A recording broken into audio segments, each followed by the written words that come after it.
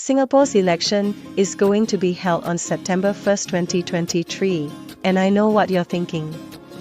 Long weekend. All jokes aside, we are looking at a potential four-way battle between four very accomplished candidates. Today we're going to look at the four candidates in detail, and I hope this can help you to make a better decision on September 1st. Candidate number 1. Tharman Shanmugaratnam, or as I like to call him, the Swiss Army Knife of Statesmanship. Now, this guy has a resume so long, it could be a scroll. I mean, have you ever met someone who's been deputy this, minister of that, chairman of everything? Tharman's career is like a buffet. He's tried a bit of everything, and it seems like he liked everything on the menu. First off, let's establish that Tharman is not just an economist, he's the superhero of the Singaporean public service. He's been around the block, and not just any block, but the entire cityscape. He's been senior minister, coordinating minister, deputy chairman, you name it, he's chaired it. He even co-chaired something called the G20 High-Level Independent Panel on Global Financing for Pandemic Preparedness and Response. That's a mouthful. It's like being the co-captain of the world's financial lifeboat. But hey, when there's a financial storm, you want Tharman in your boat, right? And let's not forget his international stints. He's basically the international relations equivalent of a rock star. He chairs this, he co-chairs that, he advises here, he recommends there. It's like he's collecting stamps in a diplomatic passport. He's even got a seat at the United Nations Secretary-General's High-Level Advisory Board on Effective Multilateralism. If that's not a mouthful, I don't know what is. I mean, even his LinkedIn profile must be like reading a novel. But the real question is, why should Tharman be considered for the big P, the President of Singapore? Well, he's been a champion for his people, with awards and medals to prove it. He's been named Finance Minister of the Year, and he's even got the Freedom of the City of London. Not bad, right? Plus, he's got the Midas touch when it comes to policy, from economic restructuring to building an inclusive society. It's like he's got a wand that turns challenges into opportunities. Now, let's not forget his personal life. He's got the family credentials, a medical scientist father, a lawyer wife, and a multicultural brood of kids. It's like he's got a United Nations right in his living room. And guess what? He's into sports too. In his own words, sports are a huge deal for character. I can just imagine him giving a pep talk to his political colleagues. Come on, guys, governing is a marathon, not a sprint. Candidate number 2, George Goh Ching Hua, or as I like to call him, the Jack of all trades, master of presidential ambitions. Let's break down his journey and see if he's got the chops to lead the nation. Now, George Goh isn't your average guy. He's got more career changes than a chameleon at a disco party. He's been a businessman, entrepreneur, philanthropist, diplomat, and hey, he even dabbled in music performance. I mean, who needs a career ladder when you've got a career roller coaster like George? Born in Negeri Sembilan, which sounds like a place where they made gourmet food, George had a humble start in life. He dropped out of school and ended up in Singapore, sweeping floors at a shoe factory. That's right, the man who could potentially be our president was once the king of shoe factory cleanliness. It's like he's got a Cinderella story of his own. And speaking of shoes, George started his own shoe company back in the day. He was basically the shoe guru of Bartley Road, churning out leather shoes like a shoemaker on a mission. But wait, there's more.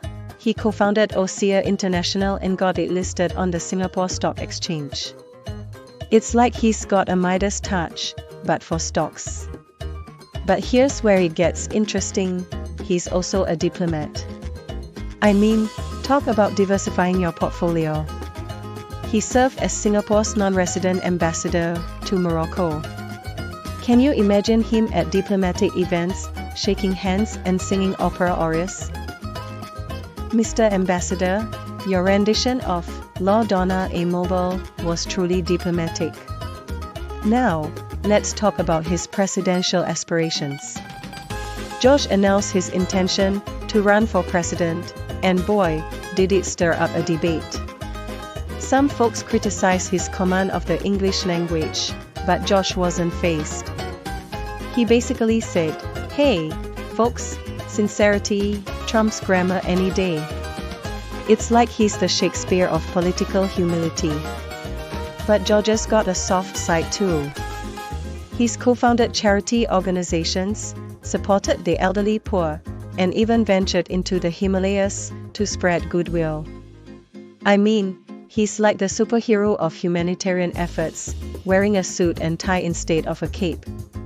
So, should George go be our president?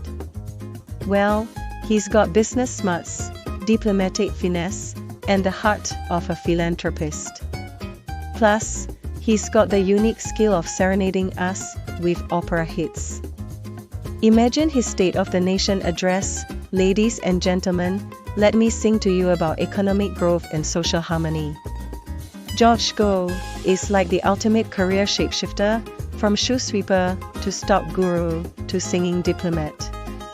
If he becomes president, I can't wait to see him negotiating with world leaders while humming a tune. George Go for president? I say, why not? Let's add a musical touch to the presidency. Candidate number 3, Tan Kin Lian, the presidential hopeful with a history as colorful as a Picasso painting. Let's dive into the world of Tan and figure out whether he's got what it takes to be our leader. So, Tan Kin Lian, a man of many hats, businessman, financial guru, and even a puzzle enthusiast. But here's the kicker, he's not just any businessman, he's the brains behind NTUC Income, the insurance co-op that grew from a small chunk of change to a whopping 17 billion Singapore dollars under his watch. That's like starting with a Monopoly set and ending up with the entire boardwalk.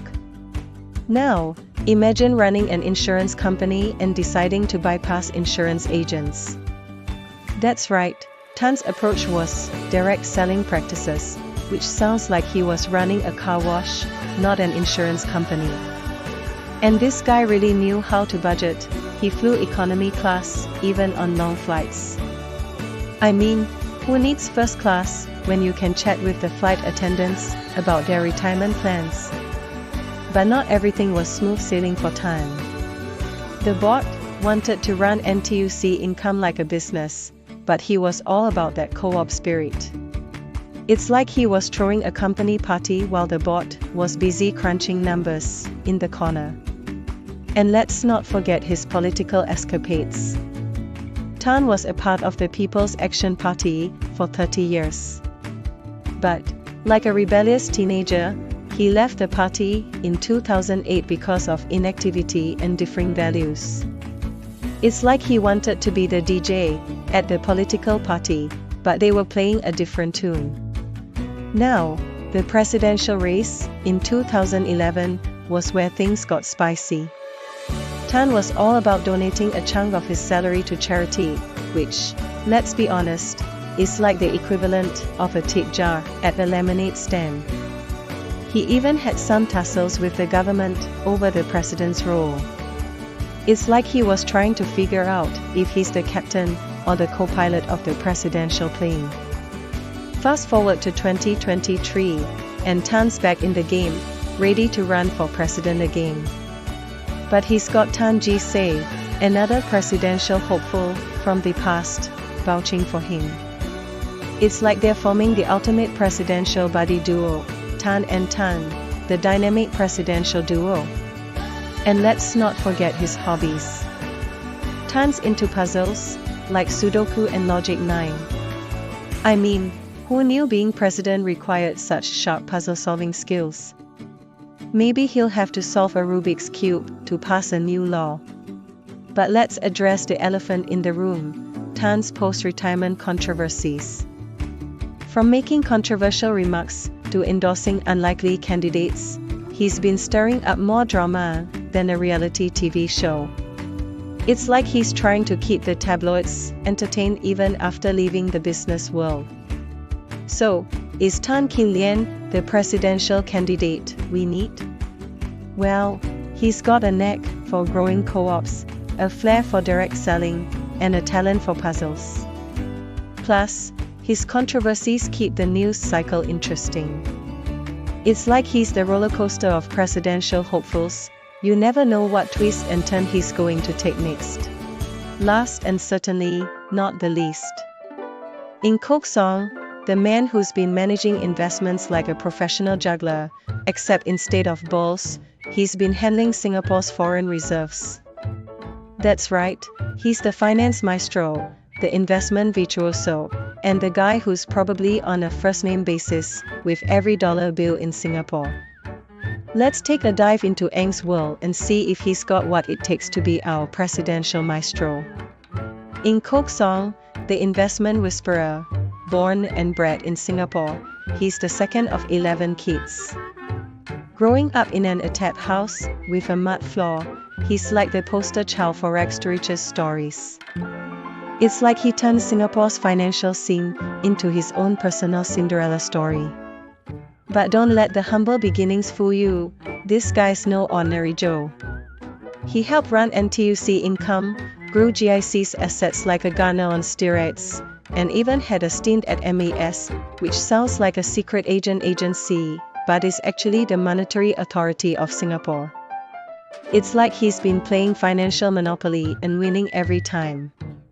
And let's not forget his love for education. Ing got a degree in physics, like he was trying to crack the code of the financial universe. Then he upgraded to a master's in business administration from Stanford University. I mean, if there's anyone who knows how to invest, it's a guy who's mastered physics and business. He's like the Einstein of the stock market. But wait, there's more. Ing wasn't just content with mastering investments. He went on to co-found Avanda Investment Management, a financial powerhouse that grew faster than a bamboo shoot during monsoon season. It's like he's got the Midas touch, but instead of gold, it's stocks and bonds. Now, let's talk about his presidential bid. Eng's like the cool kid who casually walks into the election office with his family in tow to pick up those eligibility forms. It's like he's grabbing a shopping cart at the supermarket and saying, "I'll take one presidential candidacy, please." But here's the kicker, Eng's not just about money and numbers. He's into Christian meditation, and rumor has it that he even taught Lee Kuan Yew how to zen out. I mean, who knew Singapore's founding father was getting meditation tips from an investment guru? It's like Eng's got the secrets to both financial success and inner peace. So, why should Eng be your top choice for president? Well, he's got the brains of an investment wizard, the heart of a financial philanthropist, and the charisma of a guy who can make stocks sound like the latest Netflix show. It's like he's the Sherlock Holmes of the stock market, solving financial mysteries, one investment at a time. For candidates with 4 very impressive resumes, who will you choose? May the best man win. Please like and subscribe for more interesting political news.